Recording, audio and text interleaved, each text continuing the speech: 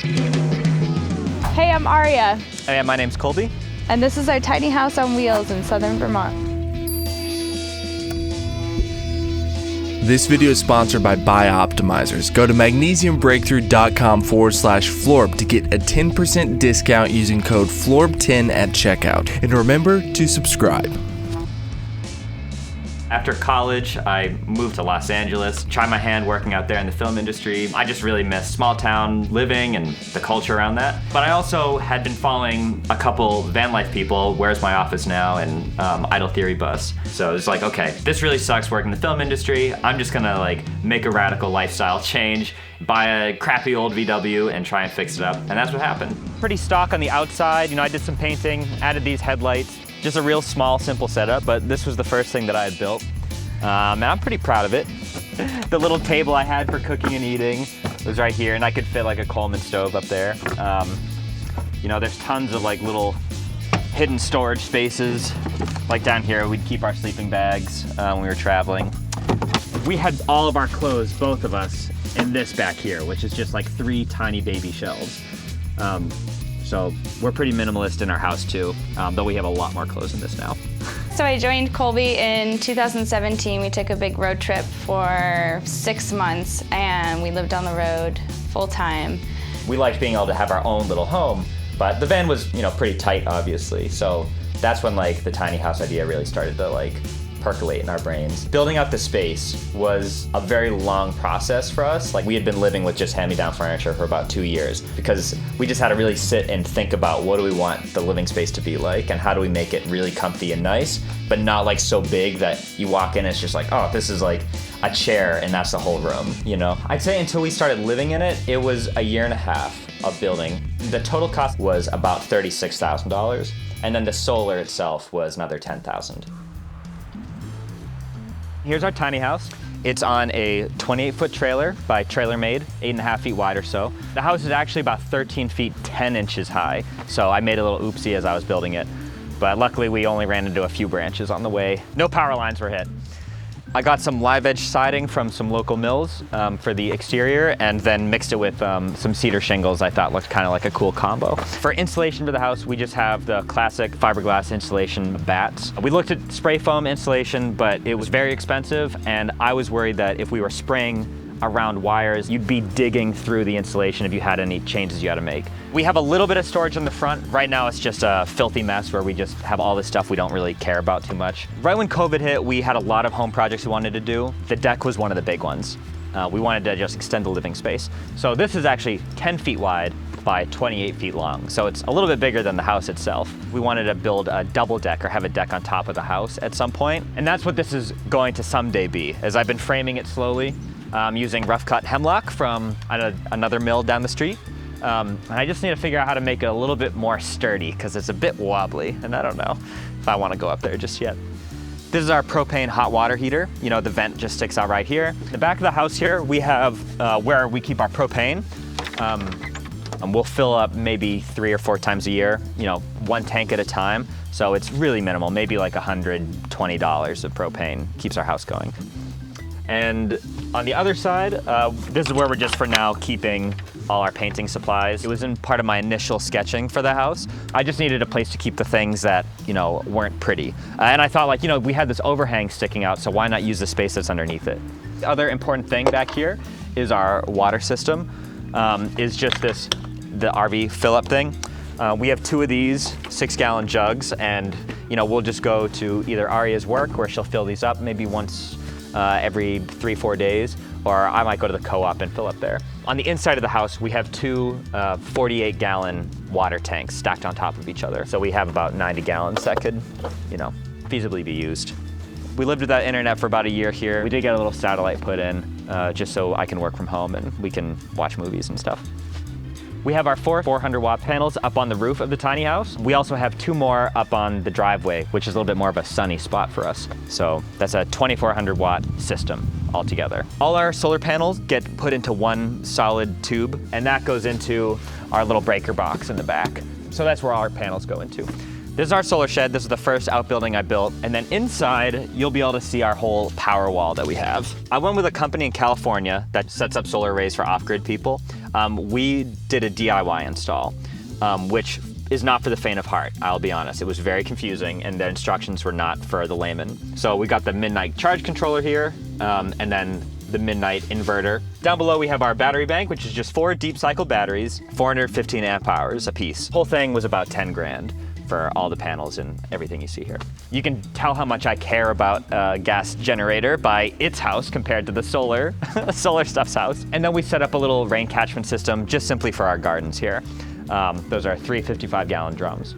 So I'll take you over here. The whole barn or mini shed was about maybe $4,000 to build. All the building supplies or projects we have going. We've got our bicycles in here, tool bench with all my stuff, and underneath here, chop saws. And I just got kind of obsessed with like, oh, wouldn't it be cool if we had a little living area in this room for absolutely no reason? So we've taken some of the couches we originally had in the tiny house, put it out here, and we've had 1 or 2 little parties that's migrated out here where we get the string lights going. And up in the loft, that's where we keep all our extra clothes and like hiking gear and snowboarding stuff and, you know, motorcycle things. So we're really stoked about that. All right, so that's about it for the outside of the house, and we can go take a look on the inside.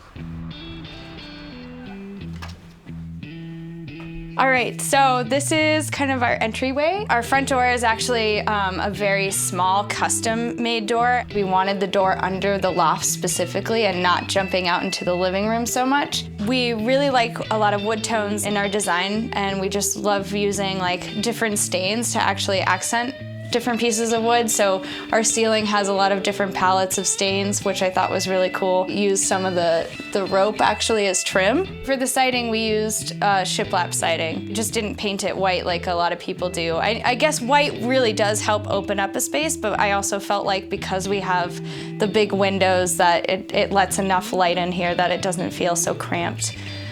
This is the wood slab piece that has some resin in here, which was a really fun project. It was really cool to watch just kind of come together as it did. Victorian style bump out, I really liked that from taking a little bit from my hometown. Colby made this pretty recently. There's just some locks on it that hold it in place. And this design piece actually is the structural leg for the table. It's called a Murphy table. So it's kind of like our bar and just a place that we eat. And we can actually fit 2 more chairs if we ever wanted to do that, which is pretty cool. This is basically just piping that we put in on each stud on the wall. And this is our ladder to get up to the loft. So this is our Zen lounge, as we call it. This is where we play music, read books, kind of take in the views. We do actually have windows with screens so that we can let some other airflow in here.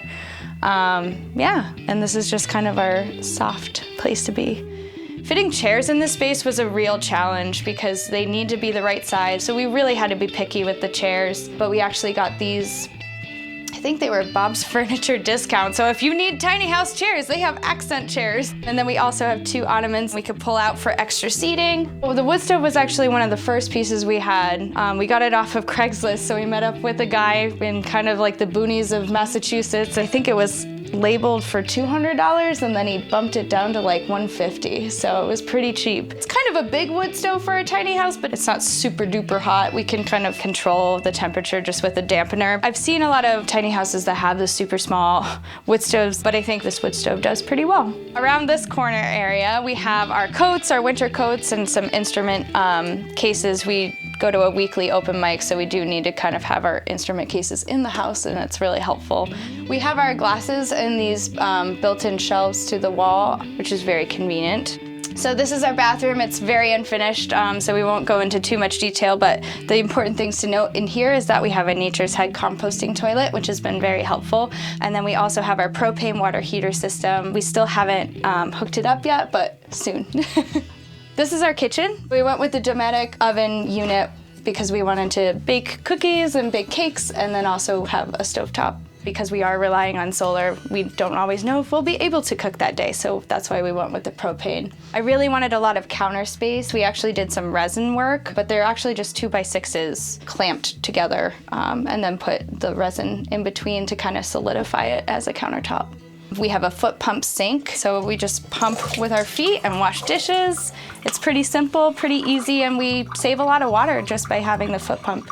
We went with an Avanti fridge, which is a big energy saver, works well with our solar system that we have currently. We had a lot of leftover wood with the live edge siding from the outside, so we brought it in here and used it to make our cabinets and drawers for the under the stairs area. This was originally going to hold our washer and dryer unit, but right now this is just kind of our electronic storage unit, so all of Colby's video equipment, some of my music equipment and pedals and cords, it's the storage area for that. Let's go to the bedroom. Wanted to have our queen bed that we had in our apartment up here, and we wanted to make sure it would fit nicely and not be too snug up here. And we also wanted some areas to like pull out clothes or just walk around, move things around if we needed. Doing laundry up here, it's really handy to just have the extra foot room. We're pretty happy with it. We have plenty of storage. We each have 4 drawers and enough hanger space to hang some dresses or things that just need to be hung. We have a very gigantic television. That was given to us by Colby's grandfather. What we do is we just take it out from the wall and swivel it over so we're watching TV or movies on the bed.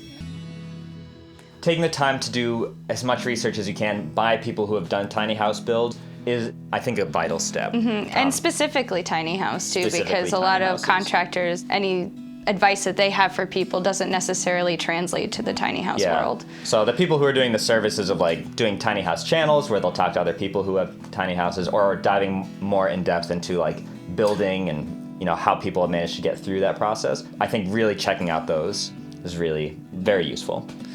I think we definitely expected the house build to be a lot faster. I couldn't just leave all the tools I was borrowing just out in the driveway every night. So I'd get to like the build site after driving and then like need to spend the next like half an hour, 45 minutes setting up the sawhorses and bring out the nails and where do I put the screwdrivers and I can't find a freaking pencil. You'd think that you can put in like, I'll just do an 8-hour day of building, but I would always find that around 1 or 2 o'clock, if I started around 8 or 9, like I would be pretty fried. And I'd start making stupid mistakes where I'm like cutting something half an inch too short by accident. Once you start doing stupid things like that, that's when you just gotta like call it quits rather than like trying to plow through it, because you'll end up having to undo things the next day when you start before you can actually begin building again. I do wish that I had asked for a little bit more help with like group building days. Have a bunch of people over, and then like if I'm buying them pizza and beer and food and whatever, we can still make it fun, and like the cost of having to like just get people out to help me for a day or two would have just exponentially sped up the process. I think tiny house living is very important, and I think it's a very good workaround for like the dire rental situations. But it's like now we have our housing figured out, and it's just such a weight off of our shoulders, I think. Yeah, the security of not needing much to survive. What is the #1 mineral that beats stress, fatigue, and helps you get better sleep? It's magnesium, but not just any magnesium. This is Magnesium Breakthrough from Bioptimizers, and it combines the 7 essential forms of magnesium to help you sleep better, stress less, and just generally experience more peace throughout your day. Now, most magnesium supplements fail because they use synthetics or preservatives, but when you get all 7 critical forms of magnesium, you get a serious upgrade. From your brain to your body, your sleep gets better, muscle tension goes down, and so does pain and inflammation. With this one simple action, you can reverse magnesium deficiency in all of its forms and start feeling the benefits quickly. So click the link in the description below and go to magnesiumbreakthrough.com/FLORB to get a 10% discount using code FLORB10 at checkout on Magnesium Breakthrough. I recommend you check it out. When I take it, I notice a difference in my sleep. I'm almost done with this bottle here. So click the link in the description or the pinned comment and go to magnesiumbreakthrough.com/FLORB and use code FLORB10 for a 10% discount. Thank you for watching. Have a great week.